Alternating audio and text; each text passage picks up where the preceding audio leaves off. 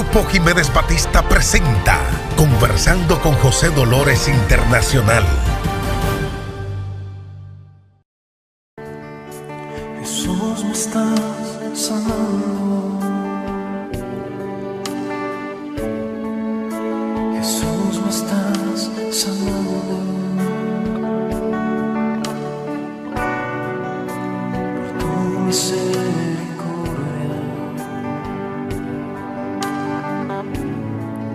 Tú, Jesús, me estás sanando. Jesús, me estás sanando. Jesús, me estás sanando. Por tus benditas llagas.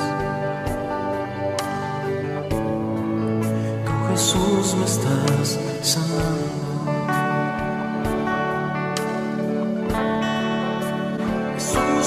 Señor Jesús, gracias por permitirnos ver la luz de este nuevo día, Señor Jesús.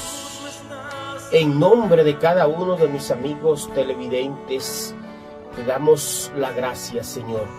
La gracia por siempre estar ahí presente en cada momento, en cada instante, Señor Jesús, como un guardián protegiendo a cada uno de nosotros. Por eso, gracias, Señor, en nombre de mi familia y en nombre de todos los que nos ven en esta hora, Señor. En tu nombre bendito y alabado sea.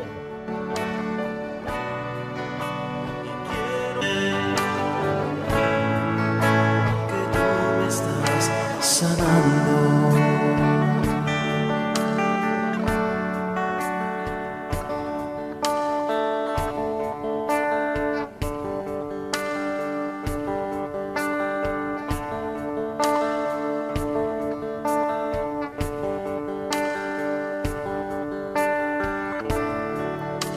Jesús, me estás tocando. Jesús, me estás tocando.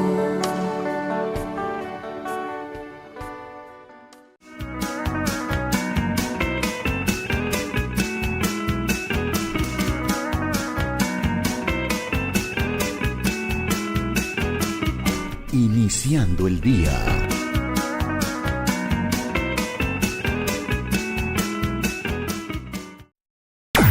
Iniciando el día presenta nuestra historia. Muchos arqueólogos e historiadores sugieren que entre los siglos I al 7 antes de la Era Común, los cananeos o fenicios conquistaron el Caribe. De hecho, se cree que establecieron una gran colonia en la isla que hoy es la Hispaniola. Sugieren que no era una simple isla, sino que era un gran conjunto de tierras que unía todo el Caribe. Y una de las teorías más locas es que se encontraba la famosa ciudad de Atlántida. Dicen que luego de esta ser destruida, se hundió un 70% de las tierras, solo quedando las islas que conocemos hoy.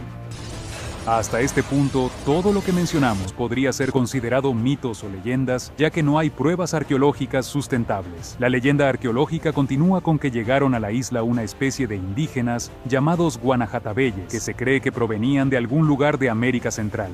También llegaron otros llamados ciguayos, que su origen es menos claro y se le relaciona con los guerreros caribe. Pero lo que sí sabemos a ciencia cierta es que algún tiempo después llegaron otros tipos de indígenas llamados taínos, y desde ahí comienza nuestra historia. Las guerras de la antigüedad eran una clara señal de lo que vendría en el futuro. Por ejemplo, a mediados del siglo XV se puso de moda la imprenta. Este avance provocó que varios imperios de la época desearan los avances de los otros imperios, muchos llegando a derramar sangre por esto. En cambio, los comerciantes se aprovechaban de esta situación para crear fortunas. Era bien sabido que China y la India poseían varias cosas que los europeos también querían tener, tales como las especias y la porcelana china. El problema es que después de la caída de Constantinopla, los otomanos no permitían que los europeos pasaran por sus tierras con el fin de llegar a Asia. Un viajero frecuente llamado Marco Polo escribió un libro sobre todos los viajes que realizaba, Este libro llamó la atención de un joven de Génova llamado Cristóbal Colón. Este joven estaba obsesionado con viajar a Zipango, así que se mudó a Portugal, donde recibió clases de navegación por parte de un hombre llamado Enrique el Navegante. El rey de Portugal tenía una carta que le había escrito el matemático Paolo dal Pozzo, que decía que se podía llegar a las Islas de las Especias navegando hacia el otro lado, es decir, sin tener que pasar por donde los otomanos. A Cristóbal Colón le encantó la idea y fue a buscar financiamiento para ejecutar su proyecto de vida. Largaos de aquí, Cristóbal. Lárgate por donde viniste, Cristóbal. Después de varios intentos, logró convencer a la reina Isabel y a su gente para poder reunir los fondos necesarios para su viaje. A esto se le conoce como las capitulaciones de Santa Fe. En agosto de 1492, Cristóbal Colón zarpó con 3 barcos rumbo a las Indias, o al menos eso pensaba él. Después de durar un mes y varias semanas en el agua y su tripulación casi arma un motín, encontró tierra por primera vez en octubre. Llegó a una isla llamada Guananí, que más tarde se le cambió el nombre por San Salvador. Pero esta isla no quedaba en las Indias, quedaba en América, específicamente en las Bahamas. Al llegar, Colón se encontró con una especie de nativos, a los cuales les llamó indios. También observó que tenían oro en sus cuellos, así que Colón quería saber dónde había más oro. Recorrió varias islas hasta que el 5 de diciembre llegó a la famosa isla Quisqueya. ¡Tierra a la vista! Tranquilos, no teméis a mis hombres. Colón se encontró la isla muy hermosa. De hecho, algunos escritos de este decían que le sorprendía lo rápido que aprendían los indígenas de Quisqueya y lo bien hechas que estaban las casas y canoas. Existían 5 tribus en la isla y cada una tenía su líder o cacique. Colón llegó por la tribu Marién, por una zona en la que hoy se encuentra Cabo Haitiano, aunque muchos expertos aseguran que si Colón partió directamente de Cuba, hubiese encontrado tierra antes de llegar a Cabo Haitiano, a no ser que hubiese hecho una parada en las otras islas pequeñas. En esa misma zona se construyó el fuerte La Navidad, donde dejó algunos de sus hombres con el objetivo de que pudieran recolectar todo el oro posible. Colón se regresó a Castilla y las cosas se intensificaron. Algunos taínos atacaron a los españoles durante la noche. Además, quemaron el fuerte La Navidad. La tribu que apoyaba a Colón, que estaba a cargo de Guacanagariz, llegó tarde. Desde ese momento, las demás tribus le declararon la guerra a Marién. Cuando Colón regresó a los 12 meses, encontró puro caos. La mayoría de sus hombres muertos o enfermos, la tribu Marién en guerra con las demás tribus y sobre todo muy poco oro. Todos estos sucesos desencadenaron una guerra que se llevó a cabo 2 años después, conocida como la Batalla de la Vega Real, donde los españoles buscaban lograr obtener el control total de la isla y los nativos juraron luchar por sus tierras. Esta gran batalla terminó con la derrota de los taínos, lo que dio paso a que Colón y su gente tuvieran más control sobre esas tierras. Uno de los nativos más destacados fue un cacique llamado Caonabo, esposo de Anacaona. Este fue un dolor de cabeza para Colón, ya que en varias ocasiones lo intentó eliminar. Al final Colón lo mandó a España para que los reyes lo juzgaran, pero en el camino un huracán hundió el barco y pereció. O al menos esa es la versión oficial. Los españoles comenzaron a mirar a algunas mujeres indígenas que, según su descripción, eran hermosas, y por esto tuvieron hijos con muchas de estas. Esto dio paso a una nueva raza mestiza. Con el tiempo la isla tuvo varios gobernantes, y existieron tantos enredos políticos que sería imposible poder explicarlo en un video. Las devastaciones de Osorio despoblaron las regiones oeste, centro y norte de la isla, para trasladar a sus habitantes a la parte cercana de Santo Domingo, entre 1605 y 1606. Luego de la batalla entre los franceses bucaneros y holandeses, el lado norte de la isla comenzaba a tener buena posición económica. Esto era gracias al sistema de esclavitud instaurado por Francia en ese lado de la isla. Aquí todo va perfecto. ¿En qué consistía el sistema de esclavitud? El objetivo era producir mucha caña para cumplir con las altas demandas, también tabaco, cacao, algodón, entre otras. Por esto traían esclavos de África y los sometían a un sinnúmero de maltratos para que pudieran ser, según ellos, más eficientes. Mientras esto pasaba, el lado este de la isla se encontraba en una condición precaria. Había mestizos y colonos, pero ya no había nativos originales, porque habían muerto, en su mayoría de enfermedades traídas por los europeos, y también por el antiguo sistema de esclavitud indígena que tenía muchos años que había sido desarticulado. A pesar de eso, esa raza mestiza eran los dueños por derecho de la isla. ¿Por qué decimos esto? Desde los tiempos muy remotos, las conquistas establecían que si había una batalla, el que triunfaba se convertía en dueño absoluto de esas tierras. Vas a morir, Leónidas. ¿Y qué tiene que ver esto con lo que estamos hablando? Es que los macorís y los ciguayos fueron posiblemente los primeros en la isla. Los taínos lo desplazaron y se convirtieron en dueños. Y los españoles desplazaron a los taínos, pero más que eso, mezclaron las razas en menos de 25 años dejando como dueños a los mestizos. Entonces, si por defecto étnico les pertenecía a los mestizos, ¿a qué se debe que muchos historiadores digan lo contrario? La gran confusión está relacionada con dos errores de interpretación en algunos hechos históricos, y el primero tiene que ver con este papelito que ven en pantalla. En 1795, España se encontraba en guerra con la Francia revolucionaria. La guerra dio un giro inesperado y Francia tomó posesión de varias ciudades que eran importantes para España. Esto llevó a que prácticamente España se rindiera y se firmara el Tratado de Basilea. En este tratado, España le entregaba formalmente el lado de la isla que le correspondía de Santo Domingo, a cambio de que le devolviera 2 de los territorios importantes que Francia había tomado de España. El tratado tenía un mes para entrar en vigencia. La firma de este tratado coincidió con la revuelta que tenía Toussaint Louverture en la colonia francesa. Louverture mandó a 2 emisarios a notificarle al gobernador del lado español que tenían que salir de la isla que ya les pertenecía. Por este medio les informamos que deben abandonar la isla. Hasta que España no nos ordene, ¿saben qué haremos? ¿Qué harán? Nada. Toussaint Louverture tomó un ejército y comenzó una masacre con el fin de tomar el control de toda la isla.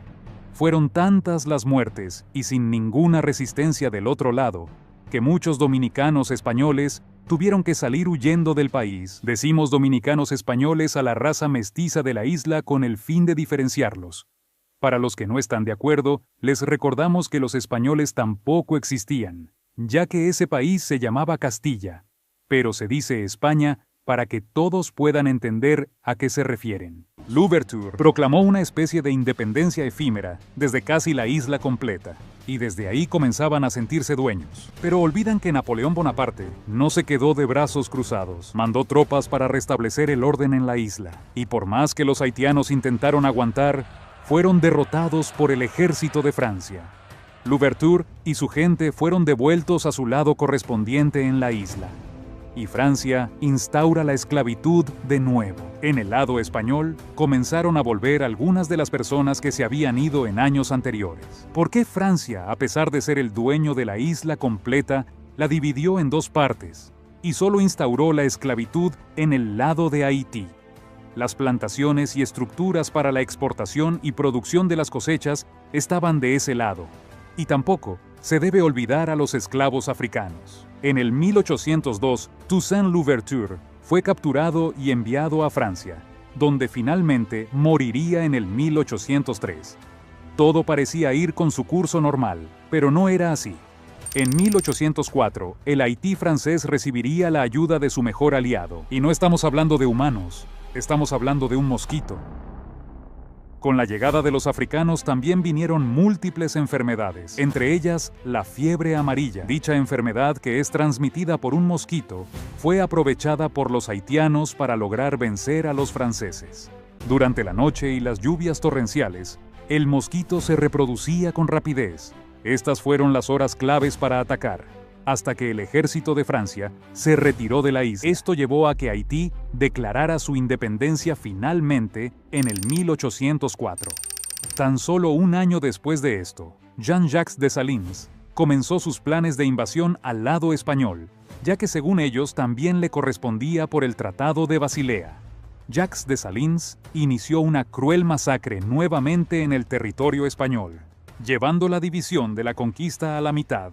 Esto provocó que muchos dominicanos españoles nuevamente abandonaran la isla. Haití había declarado su independencia, pero con la condición de quedarse en su territorio sin invadir el lado español. Más tarde, Francia le impuso una deuda en forma de pago por su independencia.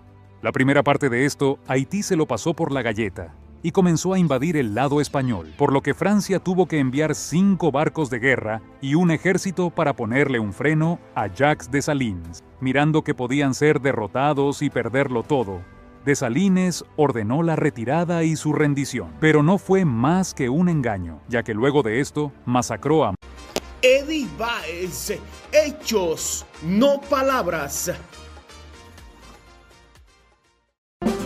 Si desea consultar con el abogado José Jiménez Batista, llámanos en República Dominicana 809-516-3604 y en Estados Unidos o escríbenos al WhatsApp a los mismos teléfonos.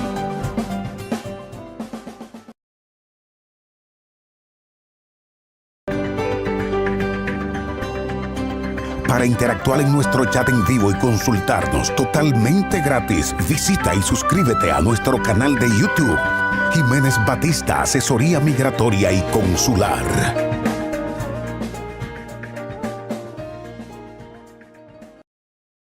Moca y otras tierras cercanas, en lo que se cree murieron más de 11.000 personas. Como Francia no hacía nada ante esta situación, los dominicanos españoles que se encontraban fuera del país crearon un frente patriótico para intentar sacar a Francia del lado este de la isla y hacer que España vuelva a tener posesión. Los dominicanos se aliaron con algunos soldados de Puerto Rico, y también Juan Sánchez Ramírez hizo un trato con un buque de guerra de Gran Bretaña, quien los ayudó. ¡Ataque! Esta es recordada como una de las batallas más salvajes ocurridas en la zona este del país.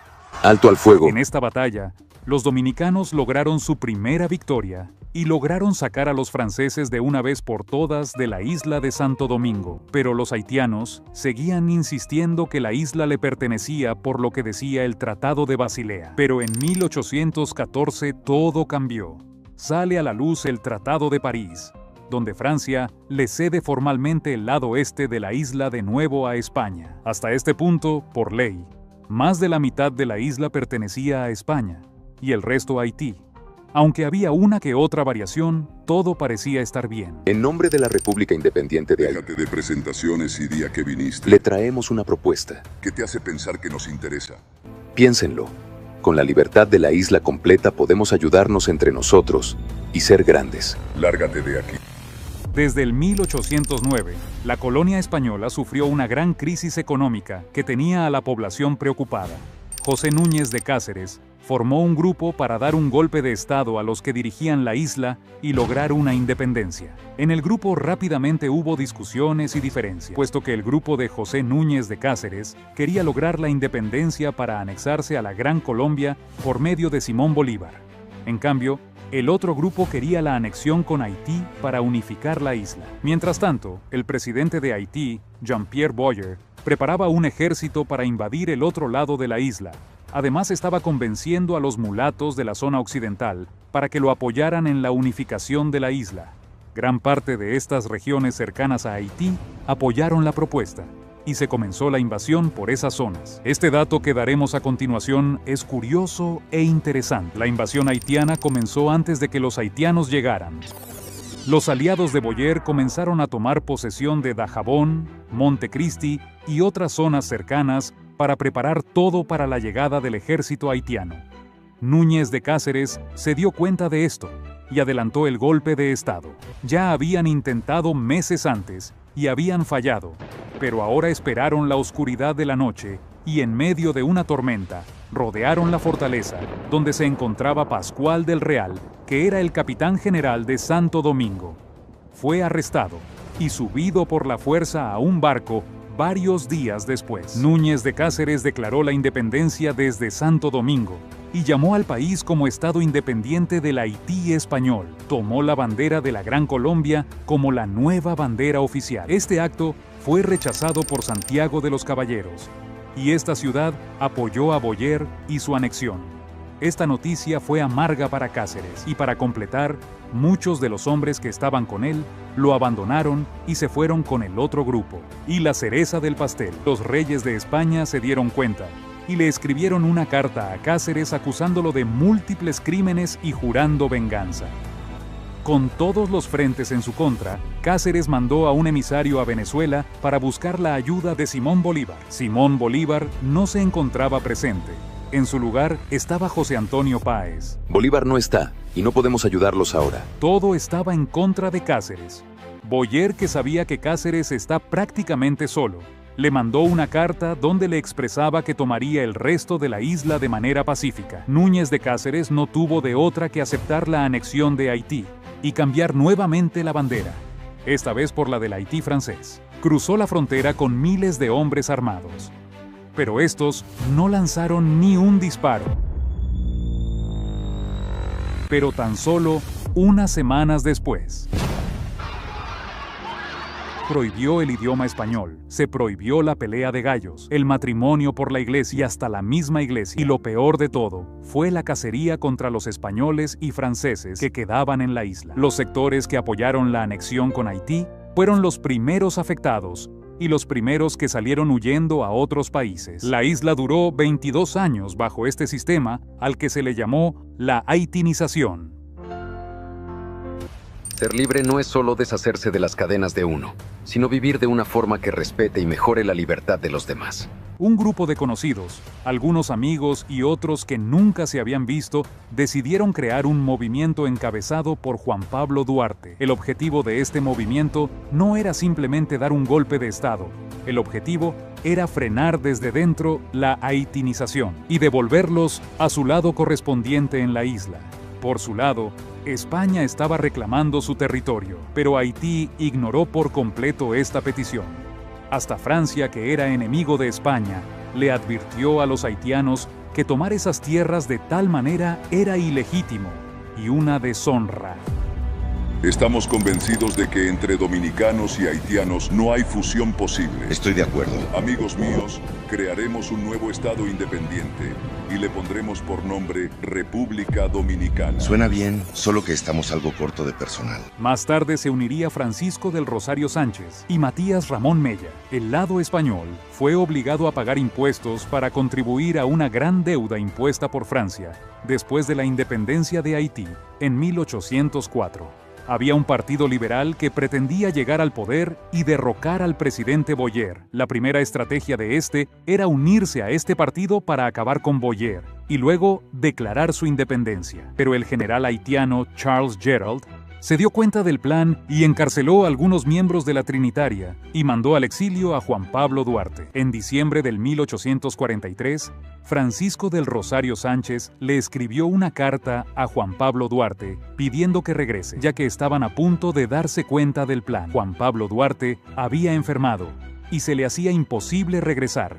Esto llevó a que Francisco del Rosario Sánchez tomara la batuta en compañía de Ramón Matías Mella y Pedro Santana, que era un hacendado millonario que tenía un ejército privado. Escuchen todos, entraremos a mi señal, preparados. Los militares haitianos estaban totalmente desprevenidos y fueron sorprendidos por el grupo de Sánchez.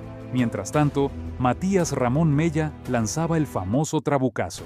Al dar un grito de independencia, se necesitaba una resistencia por si acaso Haití tomaba represalias inmediatamente. El presidente provisional llamado Tomás Bobadilla organizó de inmediato un ejército para prepararse para lo que venía. Los haitianos volvieron a invadir tan solo unas semanas después, pero esta vez sí había suficientes hombres entrenados para hacerles frente. El plan era que un ejército de 10.000 a cargo del comandante Pierre se encargara de conquistar la ciudad de Santiago y Puerto Plata, y otro ejército de 10.000 a cargo del mismo Gerard se encargara de tomar el control del sur. El 19 de marzo del 1844, las tropas haitianas chocaron de frente con las tropas dominicanas en Asua. ¡Ataque! Perdieron, y el siguiente mes lo intentaron por el agua. ¿Cómo lo hicieron? 3 barcos haitianos se encontraban atacando el puerto tortuguero de Azua. ¡Ataque! Aunque ya había pasado el grito de independencia, los haitianos se negaban a rendirse y seguían luchando. En este caso lo hicieron por el agua con ataques a la zona sur del país. Para entender bien la historia debemos remontarnos al 31 de marzo de 1844. El almirante francés de Mojes, a bordo de la fragata La Nereida, se encontraba merodeando la zona. Pasando cerca de la costa de la bahía de Ocoa, tomó sus binoculares y observó que una flotilla de barcos haitianos se encontraban asaltando las costas de la bahía y transportaban suministros para el ejército haitiano. Parece que los haitianos están tomando la bahía. Se consalié. Fija el rumbo a Santo Domingo. Hay que decirle a los dominicanos. Llegando a Santo Domingo, fue recibido por el comandante Cambiaso, quien lo llevaría con el gobernador Tomás Bobadilla. Señor Bobadilla, si esas embarcaciones llegan a Santo Domingo, el daño será terrible. El comandante Cambiaso se encargará de la operación. El capitán Cambiaso, al acercarse a la zona de Azua, tomó sus binoculares y confirmó sus sospechas. Los haitianos están atacando. Y de inmediato, dio la señal a las otras 2 naves para iniciar el combate. Dile al almirante Acosta que dispare a voluntad.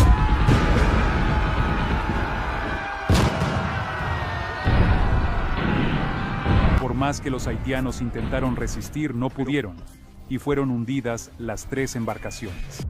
Como hubieron 10 combates más, el último del que se tiene registro fue el de la batalla de Sabana Larga en 1856. ¿Vienen por otro intento? ¿Qué fue lo que dijo? Dice que el que gana es el que cuenta la historia, y ustedes no tendrán nada que contar. Esta guerra, que terminó con el triunfo dominicano, marcó la independencia definitiva. Bueno, no tan definitiva. Francisco del Rosario Sánchez se enteró que Pedro Santana quería anexar el país a España. Lo primero que hizo fue una parada donde el presidente de Haití, Fabre Gefrard, para solicitar su ayuda. No eres bienvenido aquí, Sánchez. Solo pido que me ayudes a impedir los planes de Santana. La anexión es casi un hecho, muchacho. Enfrentarme a Santana es lo mismo que enfrentarme a España. Si vuelve a anexar el país, volveremos a ser esclavos. La orden de Santana es emboscar a Sánchez y capturarlo. Todos a su posición. Ahí vienen. ¡Ataque!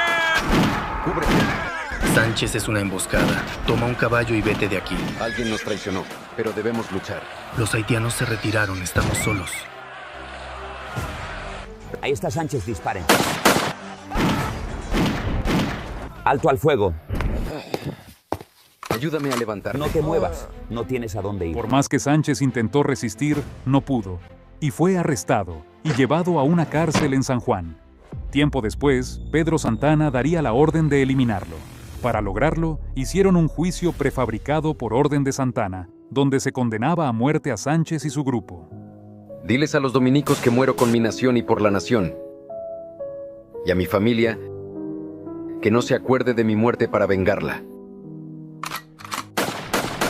Con Sánchez fuera de la ecuación, no había ningún impedimento para que Santana lograra su cometido de anexar República Dominicana con España, o por lo menos era 1862, y Gregorio Luperón se encontraba escapando de una prisión en Puerto Plata.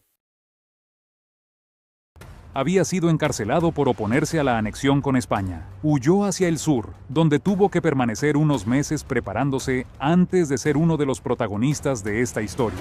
Por otro lado, en Santiago, el general Santiago Rodríguez se preparaba también para que los españoles no se impusieran de nuevo en esa zona, ya que habían bajado potente en esta ocasión. Los españoles eran muy católicos y vieron que gran parte de la población dominicana no estaba casada legalmente por la iglesia. Y estos se pusieron como locos al ver esto. También obligaron a las personas a entregar sus animales de trabajo al gobierno con la supuesta promesa de que era para hacer crecer el país económicamente para beneficios de ellos. No conforme con esto, le exigieron a Haití que devolviera una parte de sus tierras que había tomado de manera irregular el gobierno de Dessalines. Así que procedieron a desalojar por la fuerza a todos los moradores de la frontera. Pero la gota que rebosó la copa fue que surgió el rumor de que España nuevamente establecería la esclavitud, y los dominicanos mulatos irían a Cuba y Puerto Rico a trabajar como esclavos, dándole la razón a Sánchez desde el principio. Volveremos a ser esclavos. 12 hombres armados dirigidos por Santiago Rodríguez cruzaron los límites españoles y sembraron una bandera. Esta acción conocida como Grito de Capotillo, el cual más tarde inspiraría el Grito de Yara en Cuba y el de Lares en Puerto Rico, inició oficialmente la Guerra de Restauración. Fabre Gefrard, el presidente haitiano, había jurado neutralidad después de la muerte de Sánchez, pero estos acontecimientos lo hicieron renunciar a ellos y brindó su apoyo a los dominicanos. La opinión estaba dividida. Había una parte de los rebeldes que no quería la ayuda de los haitianos, puesto que Eddie Baez, hechos, no palabras. Si desea consultar con el abogado José Jiménez Batista, llámanos en República Dominicana 809-516-3604 y en Estados Unidos o escríbenos al WhatsApp a los mismos teléfonos.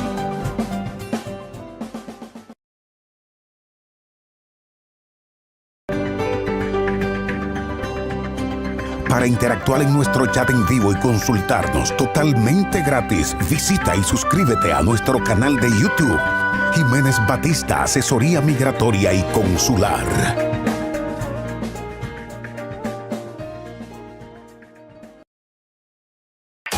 José Dolores Jiménez Batista.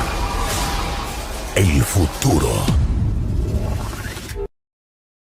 que creían que era una estrategia para luego invadir de nuevo a República Dominicana. Así que se dividieron en 3 frentes. Por un lado, los militares españoles respaldados y dirigidos por Pedro Santana, Jacinto de la Concha y Máximo Gómez. Por otro lado, los dominicanos del lado sur, que tenían el apoyo de los haitianos, estaba dirigido por Gregorio Luperón y Timoteo Ogando. También Ulises Herús, aunque todavía era un muchacho.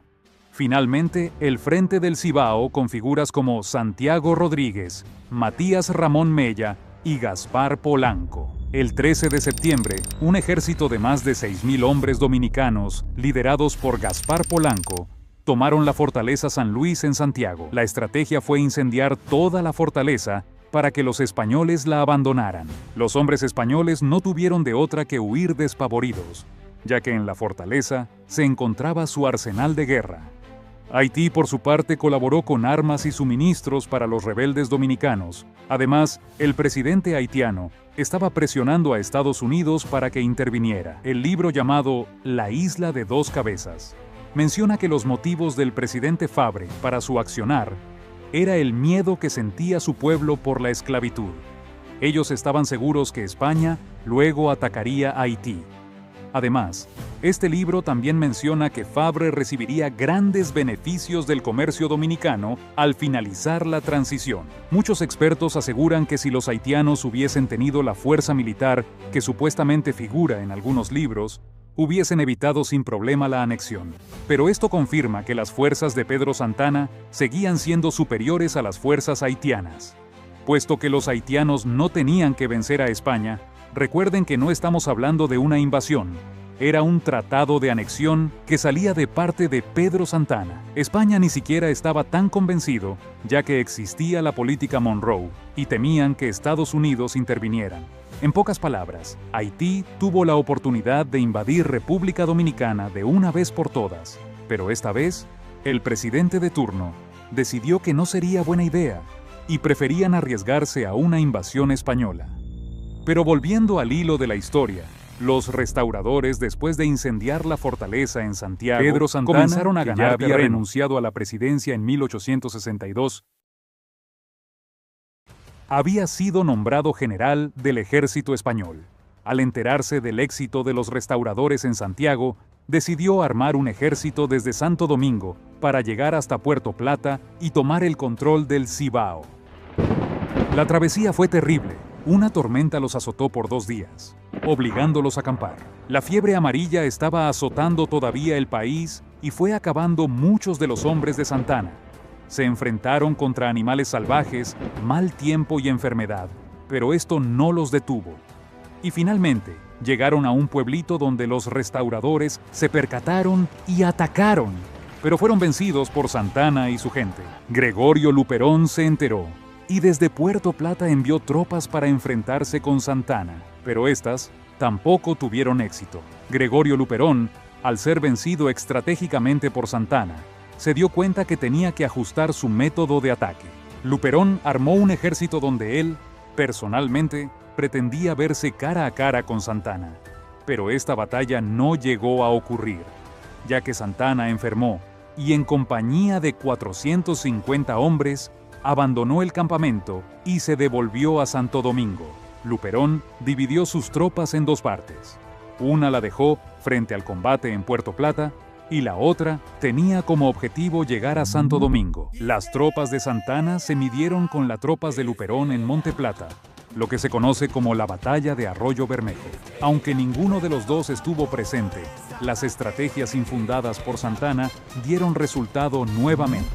Por otro lado, Matías Ramón Mella se encontraba enfermo, pero a pesar de esto, seguía reuniendo fuerzas y voluntarios para enviarlos a los diferentes frentes de batalla. El 4 de junio del 1864, perdió la batalla y falleció en una casa humilde de Santiago.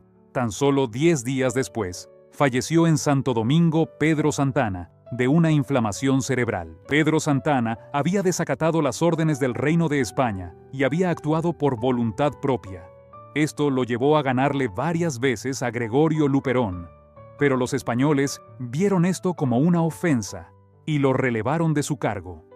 Santana tenía que viajar a Cuba para rendir cuentas al gobernador de allí, pero este enfermó y fue llevado a su casa en Santo Domingo, donde posteriormente falleció. Finalmente, hubo un cambio de autoridades en España.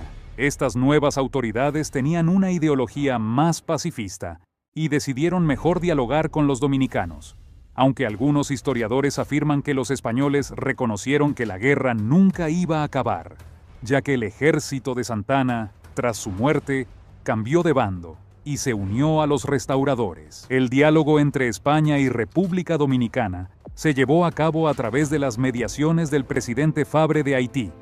Finalmente, en 1865, las tropas españolas abandonaron el territorio dominicano. La guerra finalmente terminó, pero la propiedad de la isla seguía en conflicto. A Gregorio Luperón nunca le llamó la atención ser presidente. Es por esto que entre muchos líos y revueltas políticas, Buenaventura Báez, valiéndose de sus artimañas, logró llegar nuevamente a la presidencia de la República, lo que constituyó el fin del gobierno de Cabral. En 1969 llegarían nuevamente tiempos oscuros. Buenaventura Báez tenía todas las intenciones de anexar el país, pero esta vez no era con España o Francia. Quería anexar el país con los Estados Unidos. Le propuso a William Seward, secretario de Estado norteamericano, vender la bahía de Samaná por un precio supuestamente conveniente. Los tiempos se pusieron más oscuros cuando el general Ulysses Grant llega a la presidencia de Estados Unidos. Este era un fiel seguidor de la doctrina Monroe, que era básicamente América para los americanos. Bajo esta política, Báez no quería solamente vender Samaná, también quería anexar todo el país. El general Babcock fue enviado para reafirmar las negociaciones. De regreso, izó la bandera de Estados Unidos en Samaná, un gesto que creó tensiones entre varios dominicanos. Es por esto que Báez pidió que durante el proceso de negociación sería prudente que Estados Unidos cuidara las costas de dominicanos exiliados. Estados Unidos estuvo de acuerdo y envió decenas de barcos con artillería para cuidar las costas.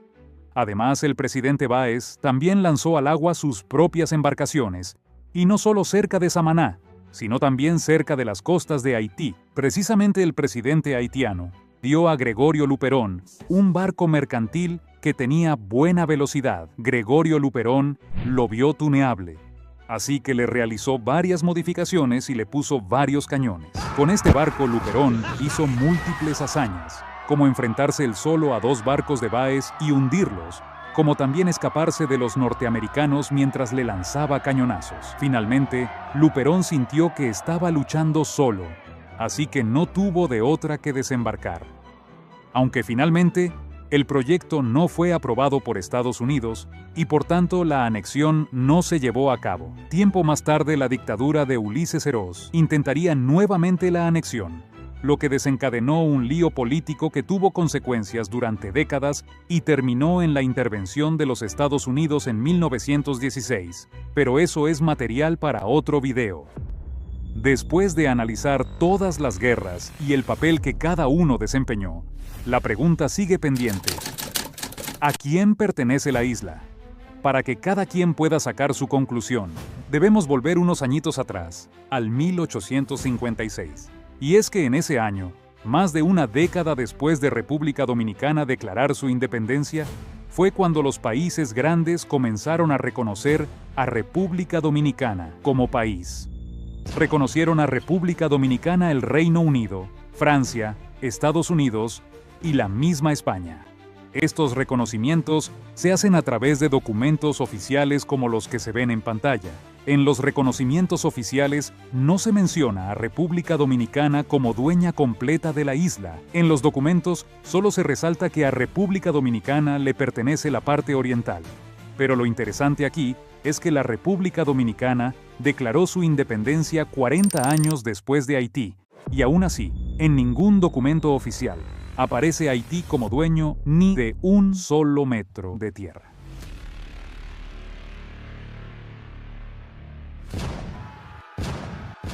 El problema cuando Haití declaró su independencia fue que nadie quería reconocerla. A nadie le convenía que una colonia se rebelara y tuviera éxito. Es por esto que los países grandes dejaron a Haití básicamente solo. Y aunque Francia reconoció su independencia, no fue como se pinta actualmente. Pasaron más de 2 décadas para que Francia aceptara que Haití se quedaría en la isla, pero impuso una deuda de 150 millones de francos, una cantidad que era 3 veces el Producto Interno Bruto de Haití en ese momento. A pesar de pagar la deuda de la independencia, Haití nunca recibió un certificado de propiedad de la isla de parte de Francia. Esto se debe a que Francia nunca consideró que Haití fuera una colonia legítima, sino que la veía como una posesión. Edward Rain dijo en su libro que si Haití no era un estado legítimo, entonces la invasión a República Dominicana nunca fue legítima. Por lo tanto, no hubo independencia de Haití, sino más bien una separación, ya que en ese momento Haití no tenía derecho para invadir. La respuesta se divide en 2. Por derecho étnico, la isla pertenece a los descendientes más cercanos a los taínos. Todos saben quiénes son. Pero como ya no estamos en tiempos antiguos y existe la diplomacia, pues en papel dice claramente que a República Dominicana solo le pertenece su lado correspondiente. Y finalmente, a Haití le corresponde su lado occidental, ya que los dueños originales en papel, que fue Francia, así lo decidió. Pagaron su deuda y lucharon. Por lo tanto, nadie puede decir que los haitianos no merecen su lado en la isla. Después de tantos años de conflictos, el mundo debe aceptar que República Dominicana y Haití son países muy distintos y que nunca podrían convivir juntos. Es una isla, pero con 2 cabezas. 2 cabezas. 2 cabezas.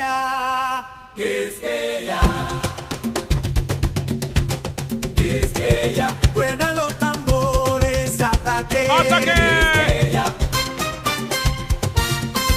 ¿Qué harán?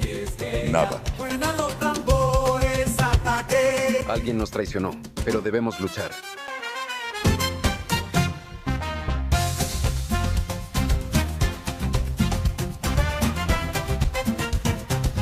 En nombre de la República Independiente de Haití. Déjate de presentaciones y día que vine. Francisco del Rosario Sánchez y Matías Ramón Mella.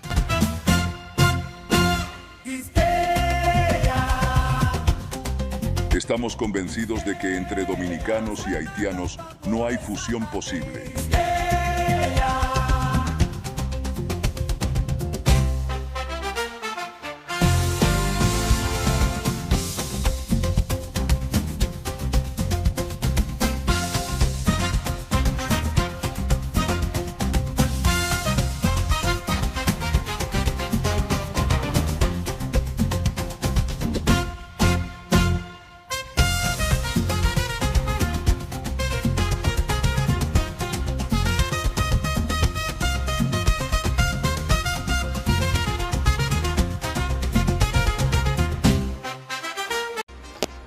Báez. Hechos, no palabras.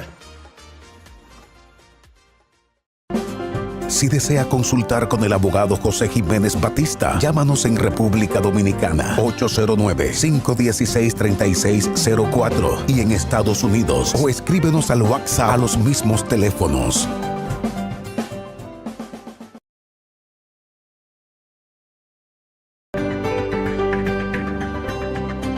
Para interactuar en nuestro chat en vivo y consultarnos totalmente gratis, visita y suscríbete a nuestro canal de YouTube, Jiménez Batista, Asesoría Migratoria y Consular.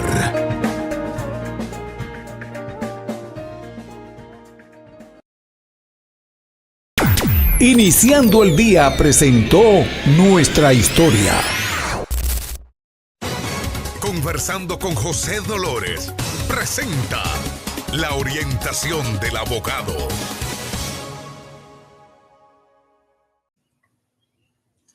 Seguimos, señores, con estos tutoriales de los perdones. Acá está su abogado José Jiménez Batista, de las firmas de abogados Jiménez Batista Internacional, pues dedicado a todos ustedes para que conozcan más sobre los procesos y las características de los perdones, tanto el I-12, el I-601, y ahora vamos a conocer todos los detalles del perdón I-601A. El perdón I-601A para obtener la Green Card, conocido también como Welber, pues el formulario I-601A. Si las autoridades de inmigración de Estados Unidos consideran que usted es inadmisible, se le puede negar la tarjeta de residencia. Sin embargo, usted tiene la posibilidad de solicitar un perdón o Welber si cumple con algunos requisitos solicitados por las leyes de inmigración de los Estados Unidos. ¿Qué es una renuncia? Una renuncia es cuando usted solicita al gobierno de los Estados Unidos que pase por alto o perdone el motivo de su inadmisibilidad para que le otorgue la tarjeta de residencia permanente legal. Una renuncia es cuando usted le solicita al gobierno de los Estados Unidos que pase por alto o perdone el motivo de su inadmisibilidad, que le otorgue la tarjeta de residencia permanente legal. Reiteramos, la sección 212, la Ley de Inmigración y Nacionalidad, INA, establece cuáles son los casos de inadmisibilidad que le permiten la solicitud de perdón. La sección 212 de la Ley de Inmigración, reiteramos, pues establece estos procedimientos de perdón. Uno de los motivos más comunes de inadmisibilidad que permite una solicitud de exención es renuncia de presencia ilegal en Estados Unidos. La presencia legal puede ser motivo más común de inadmisibilidad por el cual se presentan las solicitudes de Welber. Se ha permanecido de forma ilegal. Esto está sujeto a castigo de 3 a 10 años. Fue posible que reúna los requisitos para tales fines.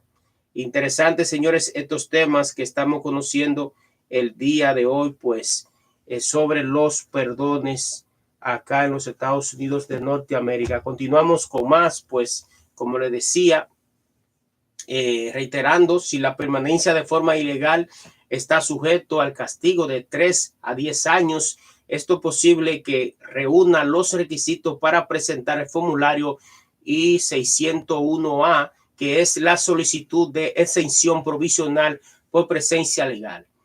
El I-601A, solicitud de exención provisional, pues es un formulario de inmigración que permite a ciertos familiares de ciudadanos de los Estados Unidos o residente permanente solicitar una exención de presencia ilegal antes de salir de los Estados Unidos. El formulario también se conoce como una solicitud de exención provisional. Las personas elegibles pueden esperar los resultados de la solicitud mientras se encuentran en los Estados Unidos en lugar de tener que irse y esperar una decisión fuera del país, a menudo lejos de la familia y a menudo durante más de un año. De igual forma, aprobada la solicitud, deben salir de los Estados Unidos para pedir visa a su país de origen, pero este trámite no toma mucho tiempo. Sin embargo, existe riesgo de que no le permitan el reingreso. Personas elegibles para aplicar a un waiver. Si usted es un inmigrante que cumple con los siguientes criterios, probablemente pueda solicitar una exención de I-601A. Estar en los Estados Unidos, ser mayor de edad, tener un proceso para obtener una visa de inmigrante basada en una petición del formulario I-130 de un familiar, una petición de formulario I-140 de un empleado o una petición de la I-360 de manera calificada. Su caso de solicitud de visa de inmigrante está en progreso. Ser inadmisible en los Estados Unidos porque ha tenido más de 180 días de presencia ilegal después de cumplir 18 años en una sola estadía. Poder proporcionar evidencia que demuestren que si se niega su admisión a los Estados Unidos causará dificultades extremas a quien como ciudadano americano lo está pidiendo o a su cónyuge o padre residente legal permanente. Está dispuesto a dejar los Estados Unidos para obtener una visa de inmigrante. La parte mayor cuidado en el momento de presentar una solicitud de exención por presencia legal es demostrar dificultades extremas. Las dificultades extremas no están definidas en la ley en sí misma, pero se entiende que significan dificultades mayores a lo que podría esperarse que experimentara un pariente calificado si le negaran la admisión a los Estados Unidos. Esta vaga definición significa que no hay una respuesta correcta o incorrecta. Sin embargo, también significa que el oficial que revisa su caso tiene una amplia discreción para decidir si las circunstancias de su pariente constituyen o no una dificultad extrema. Asesoría legal en la solicitud de un perdón o waiver. Si usted es considerado inadmisible en los Estados Unidos por haber permanecido de forma ilegal y desea obtener una residencia permanente, es momento de consultar un abogado de inmigración para determinar su elegibilidad para obtener un waiver y ayudarlo a preparar una solicitud convincente. Es importante tener claro cuándo, cómo y quiénes pueden pedir un perdón. Por esta razón, les recomendamos de confiar de personas que aseguran conocer una persona es el consulado. Ellos no deciden sobre los perdones o que garanticen obtenerlo. Es muy importante protegerse para no ser víctima de un fraude. En Duque Inmigración nos hemos dedicado durante 10 años presentando asesoría legal en la solicitud de residencia y permanencia por matrimonio, residencia permanente por lazo familiar, así las peticiones perdonales. Bueno, señores, entonces, interesante estos tutoriales, reiteramos, sobre los perdones. Así que esperamos que hayan sido de la satisfacción de cada uno de ustedes. Siempre estamos acá llevándole a ustedes orientación, educación en todo el mundo ancho y largo del derecho de inmigración de los Estados Unidos. En unos minutos regresamos con más contenido acá. Yo soy José Jiménez Batista, abogado graduado en la Universidad Tecnológica de Santiago, año 2010, presidente de la Asociación de Estudiantes de UTESA 2009-2010, presidente de la Asociación de Abogados de Santiago 2015-2018, y siempre vengo a el pie del cañón a llevarle a ustedes las mejores orientaciones. Ya volvemos con más contenido. Eddie Baez, hechos, no palabras. José Dolores Jiménez Batista, el futuro. Grupo Jiménez Batista presentó Conversando con José Dolores Internacional.